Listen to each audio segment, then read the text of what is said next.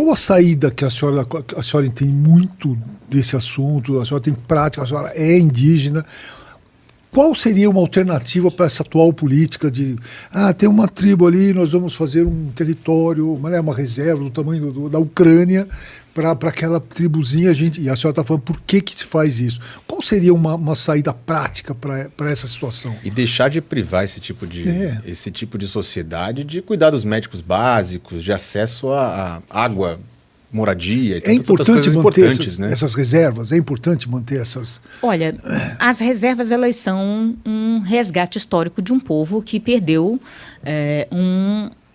não é o seu modo de vida, mas sim um povo que foi obrigado a permanecer longe da civilização, né? Então, as terras, elas são um direito. Mas será que é direito mesmo? Como assim? É um direito pela metade, porque você tem o usufruto da terra, mas você não pode produzir nela. Então você coloca o indígena dentro de uma reserva, mas ele não pode explorar, ele não tem autorização para explorar as riquezas do seu território. Veja, há narrativas, por exemplo, existem indígenas que enfrentaram essa narrativa, como os indígenas parecis, e resolveram plantar soja, arroz, feijão, produzir. Eles dominavam a técnica de plantio e iam trabalhar em fazendas. E olharam, mas a nossa terra está aqui, por que nós não devemos produzir nela? E começaram a produzir. Avançaram a tal ponto, mas foram multados pelo IBAMA, proibidos pelo Ministério Público Federal, que presos no ideal imaginário ou contaminados pela narrativa internacional, incautos, muitas das vezes, né, achando que estão protegendo, estavam condenando aquele povo à miséria. Então, várias e várias vezes eles foram proibidos e multados. E nos anos em que houve o governo anterior, que foi do governo Bolsonaro, eles atuaram com normativas da FUNAI facilitando o licenciamento caso o indígena quisesse produzir em suas terras. E isso fez com que eles avançassem. Hoje eles são um exemplo de desenvolvimento econômico de povos indígenas. Temos os Suruí plantando nas suas terras, mas todos enfrentam uma política contrária.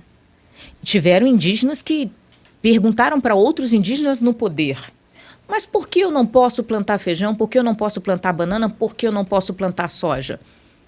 Aí o indígena que estava no poder e está no poder olha para si, porque não faz parte da nossa cultura. Peraí, mas esse mesmo indígena defende o plantio da maconha, que não faz parte da cultura indígena. E diz, porque a maconha faz parte da cultura indígena. Um bom pesquisador de Google, pelo menos, né, vai ver que a maconha nunca fez parte da cultura indígena brasileira. Peraí, o indígena não pode plantar soja, não pode plantar arroz, mas pode plantar maconha? Pode ajudar no financiamento do tráfico de drogas. Veja como as narrativas elas impactam. Segregam o povo, mantém esse povo isolado, um local onde você não pode nem fiscalizar, aí o crime organizado atua lá dentro? Determinando quem pode e quem não pode. E é o indígena que não representa os indígenas. Exatamente. Pregando essa narrativa.